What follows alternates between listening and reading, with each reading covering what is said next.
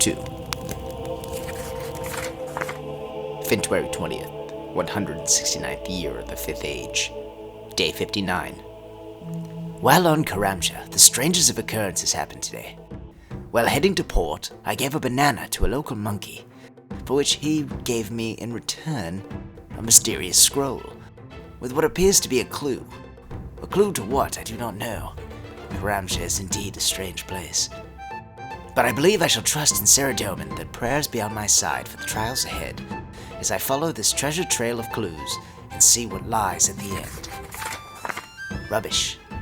Rubbish is what lies at the end of most of these clues. Most often a random assortment of items, some useless, although some feel rather unique. After slaying a fair share of goblins among the dropped and easy beginner clues, I even found a goblin champion scroll. Another strange unique crossed off the logbook's list. But after several more attempts, I had acquired a feel for the steps and rhythms within hunting down and solving these clues. And on my 23rd easy clue scroll, I believe I had indeed found something very, very special. A Cape of Skulls. Now I'm unsure whether it's luck or a possible message from Death himself, but it is indeed a strange and special reward, and another in a long list of uniques that I can check off the collection log. I've included a tabulation of my collection of items acquired by these treasure trails so far.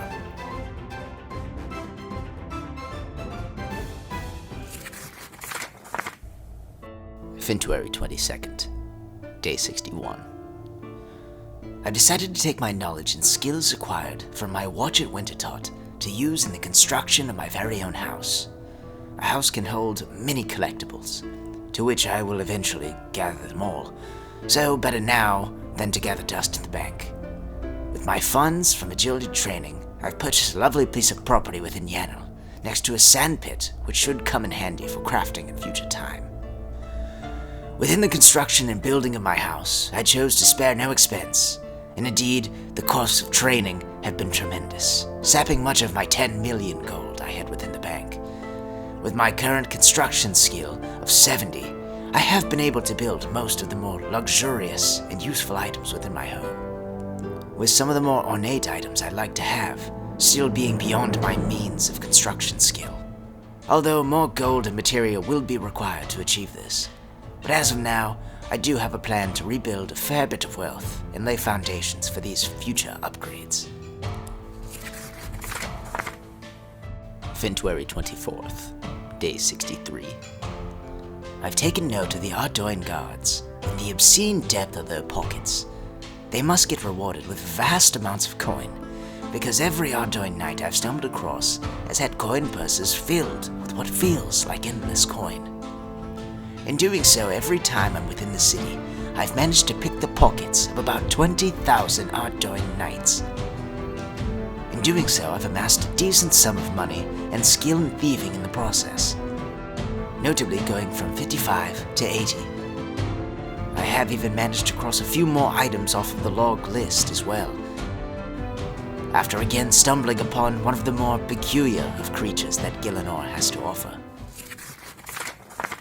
February 25th, Day 64. I set out to sea today to study with the monks of Intrana to learn more about prayer and how I may increase my skill of communication with the gods. I also plan to take this opportunity to speak with Brother Maynard, one of the more respected monks within the monastery, although they don't allow weapons or armor on Intrana. If they knew for certain what I carry, they wouldn't allow the logbook of Death himself to set foot on this land. So I must be cautious.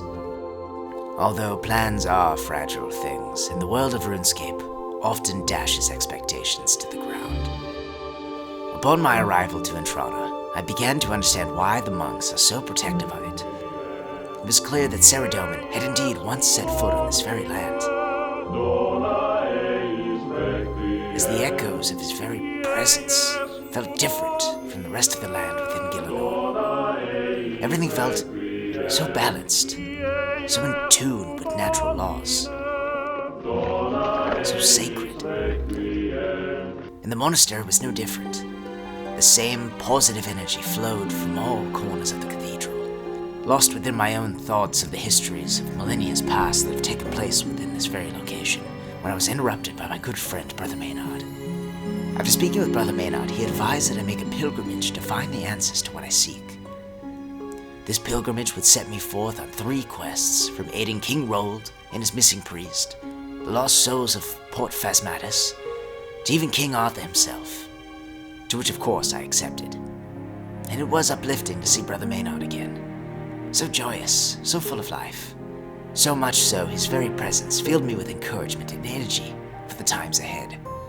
However, that all changed after I asked him to take a look at the log. Upon taking it out of my inventory, it was like the atmosphere had changed. It was such a sharp and adverse change to that of only a few moments ago. Brother Maynard looked very uneasy, but was willing to help. So I set the logbook on the altar for him to observe. As soon as Brother Maynard's touch had ever so slightly grazed the logbook, his disposition immediately changed. His refreshing gaze turned to one of abhorrence, as if in that brief moment it was as if he felt the echoes and screams of every death ever claimed.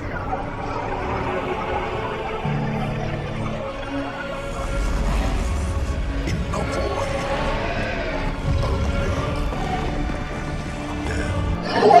He painfully recoiled, angrily asking me as politely as he could muster for me to leave, to never return.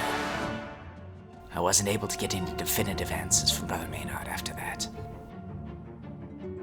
It's been almost 3 months carrying the logbook, and simply from carrying it, I've come to realize it is a powerful thing indeed to wield. But I expect far more terrible is to deny it.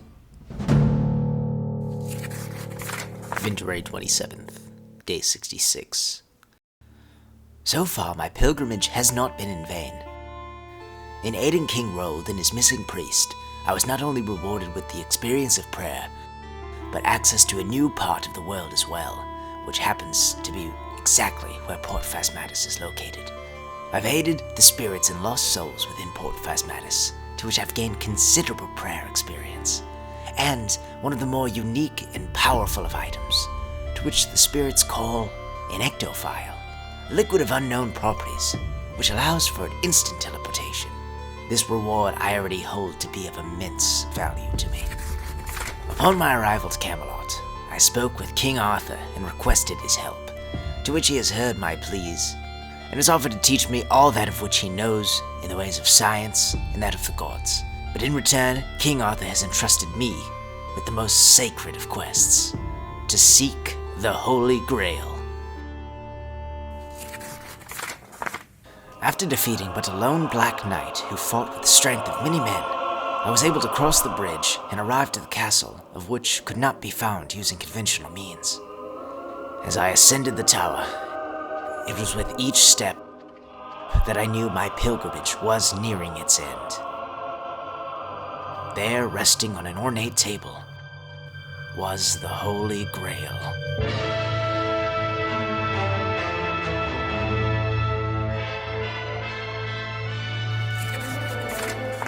Returning to King Arthur with the Grail, he bestowed upon me all of his wisdom of the gods and experience with the skill of prayer.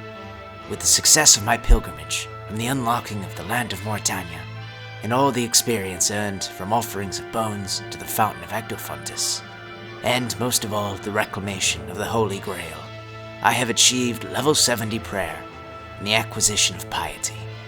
No doubt an impressive feat, although between unventured quests, unclaimed items within the log, and my current stats, surely the ability to call upon the gods and have my prayers answered in times of need will be a necessity if I'm to survive this.